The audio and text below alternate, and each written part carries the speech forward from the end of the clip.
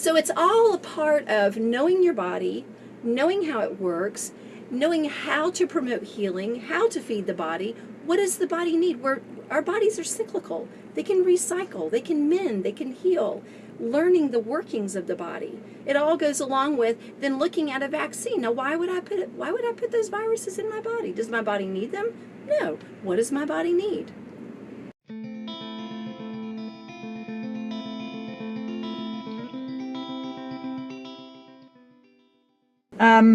Right, so tell us who you are. Cindy Hinman of Live Oak, Florida. This is my daughter Madeline Hinman. She just turned 18. Wonderful. Thank you for being here. Sure.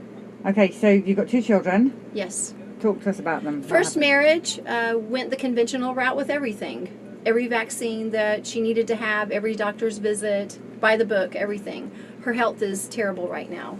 She's got severe failing health. My oldest daughter does. Right. 14 years later, remarried, had a baby. My health started failing when she was about 1. I went through two or more years of doctor's visits to get 4 diagnoses and 5 prescriptions, and asked the doctors how long I would need to take this. They said the rest of your life. That's when I stopped and questioned conventional medicine and started praying and seeking truth elsewhere. Came across a friend who gave me the crazy idea that we are what we eat, and it's the food that we eat, and there are chemicals and there are toxins, and you should read labels on things. And started reading labels and doing my research, and came across thimerosal that's in vaccines. And up until the age of 4, she had been to every visit and had been relatively healthy. But as soon as I found out, the one thing, because I have mercury, so I was finding out a lot of my health problems were related to the mercury, doing my mercury research, found out the link to vaccines, and we stopped. We stopped at age 4. She's 18 now, has enjoyed good health. We have never been back to a doctor. She went to the emergency room one time for a dislocated shoulder when she fell off a horse that kind of dragged her when she was trying to get back on. But other than that, she's never seen a doctor's office again. And we're thankful that we found out the truth. You escaped the Gardasil HPV, thanks Yes, to your she smart did. mum. Yes, she did. Yeah. So what's the moral of the story? What's your message to the parents out there? Seek truth. Read labels. Be smart. Do your research. Take this child that you've been blessed with as your own and be responsible for that child, for their education, for their welfare, for their well-being. Think about every single thing that you're putting in their body that you're exposing them to. Is this good for them? Think for yourself. Be responsible for your child. And that's been the approach. She's homeschooled. She's never seen a classroom. She owns 2 businesses right now. She has for several years. Very successful. I could turn her loose. What kind of businesses? Photography and videography. I do a lot of promotional work for people, mainly in the horse business, horse trainers, rodeo people, rodeo companies, and then that's mainly my hobby. And then my main business is I do model horses, which are like Breyer, Peterstone, resin model horses. I paint them and I make tack for them, like little tiny, everything working little saddles that I sell. And where can we see those? Online, my Facebook is Lazy H Custom Tack. Say it way slower. Lazy H Custom Tack on Facebook. Lazy H, as in the letter H. Yes. Tinman. Custom Tack. Tack, T-A-C-K. T-A-C-K. Okay, we'll look that up. And then her photography business is Swanee Studios Photography. Swanee. Swanee, because we live 4 miles from the Swanee. Like the Swanee River. Okay. Swanee Studios Photography. So she's been running her own business. So she knew my husband is 17 years older than I am, and we are on his Social Security retirement. We have very limited income. So she knew things that she wanted to do. She had to make the money, and she found a way. So if there is a horse show, a rodeo, a horse for $500 like she just bought that she needs to make the money for, she makes the money. And that was my goal with her, was to raise an independent child that could stand on her own 2 feet, think for herself, defend herself, provide for herself if she needed to. And that's where we are. I mean, that's great. I mean, I wish that we'd known all this before, but yeah. it's unfortunate because I think it goes back into when you're at school, you're brainwashed into We're so people with medical brainwashed. degrees are here and you listen to them. If you don't have a medical degree, then you do as you're told and listen to the person who does. And they put you in your place. And it's taking, from what I can see, us to have injured children to get it. Oh, and I've seen it. I've seen it in church. People that had perfectly normal children. One of my very best friends from high school daughter was perfectly healthy until the age of 2. She's in a wheelchair. She's a vegetable. They have to do everything for her, and she is 21 now. My sister was keeping her little boy and another little boy, and one week I came to her house, and he's 3, and he's walking on his toes, and he's bouncing around, and he doesn't want to be held. When I saw him, it was from one week to the next. And the mother was just like, I don't know, isn't that strange?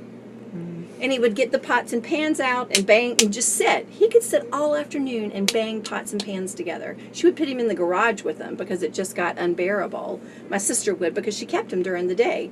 The mom was a nurse. So I saw it.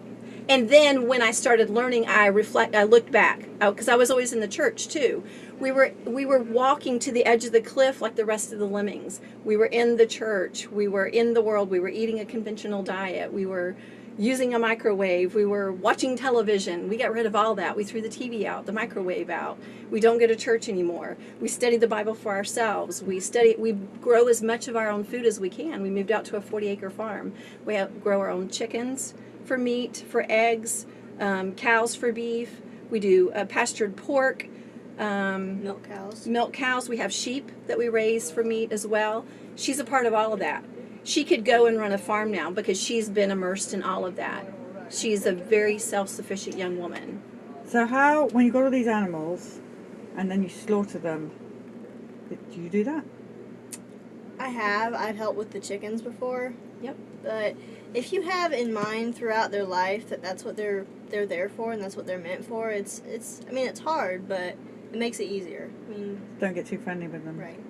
No, and that's another thing. Sorry, I had to ask that question. And by knowing your child, she can do it, but she's very sensitive, even to kill a bug. She's always been that way. She respects the tiniest life that there is. So I wanted her to go through the experience of butchering chickens, of seeing us butcher a hog, of knowing we're driving the cow to the butcher and it's going to be shot, and then we're going to bring it back home.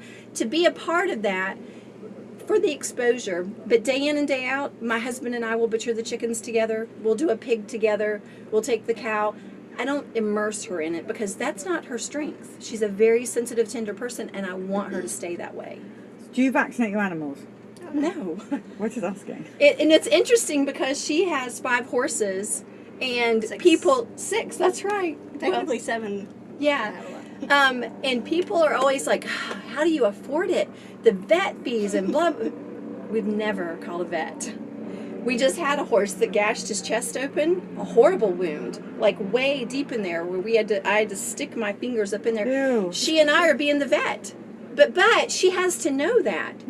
You don't want antibiotics. You don't want antibacterial stuff applied. You want to treat wounds naturally. We've treated some gory wounds, the 2 of us have. We didn't need a vet. We just found out what grows, what's natural, what does the body need to promote healing. How did you stitch that horse up? We didn't stitch it because it was a deep puncture wound, and you don't stitch puncture wounds. So we kept it drained and kept it drained and kept it drained until when you stuck your fingers, you could feel the tissues at the ends starting to heal. So we would just drain a little bit more. We had a horse that gashed her leg to the bone that they would have said shoot the horse. It took us months of doctoring. She had her foot torn open by a bulldog, bit almost all the way. You could see the bone. And I had to take care of that, and we didn't stitch it because it was a deep puncture wound. Had it been stitched up, she could have lost her foot. It was horrible. She was in couldn't wear a shoe for 6 months, and then we had a house slipper that so it's all a part of knowing your body, knowing how it works, knowing how to promote healing, how to feed the body. What does the body need? Our bodies are cyclical. They can recycle, they can mend, they can heal. Learning the workings of the body. It all goes along with then looking at a vaccine. Now, why would I put those viruses in my body? Does my body need them? No. What does my body need? And that's what she's learned, and that's what I want her to pass on. And another thing that goes along with that, when I had her, I was 37. And so they said, oh, well, you need to go ahead and get your tubes tied. And my husband was 54 because you're just too old to be having children. Just like when they wanted to do the, what's the test they do to see if they're amniocentesis. Amniocentesis. Yeah. And when he called me in and said, we really need to do an amniocentesis, and my question was, to what end? When you find something out, if this child's mentally retarded or whatever, I'm not going to destroy their life. So Why take a chance on you going in? I'm not going to do it. To what end with everything? To what end? Where does this go? Just like when she took gymnastics and ballet when she was little, and I looked forward and I said, to what end? Do I want her to use her body for entertainment? For other people to be looking on? No. Let's go another route. Let's do something else. To what end? Vaccines, to what end? Prescription drugs, to what end? Where does it lead? This is fascinating. People are absolutely loving it. So, when you have children, what are you going to do? Just like she's raised me. No vaccines, do everything the natural way. I mean, and that's the thing too. I've been very careful to show her both sides and let her know that's your choice. But she has seen it, and she sees the situation her older sister's in. She's been diagnosed with Lyme's disease, but she's gotten implants, and we know that those silicone pouches that saline is in that's supposed to be safe, that silicone is going somewhere. It's degrading, and it's collecting in your lymph nodes, and my daughter is extremely sick but will not have them taken out because she's listening to the doctors. You have Lyme's disease. Oh, we think you have MS. She's got prescription drugs. When you open her cabinet, 14 different prescription drugs right now that she's on. So she's seen it. She's seen both sides. She's a free thinker. If she wants to go the conventional route, she can. I have laid the choices out before her and exposed her to as many different options as possible. And she's landed on the fact that it makes sense. How was our body created? How does our body work? What does it need to mend? What does it need to heal? Just like the land. We don't put chemicals in the land. We don't put chemicals. Whatever we put in our animals, we're going to end up eating. right.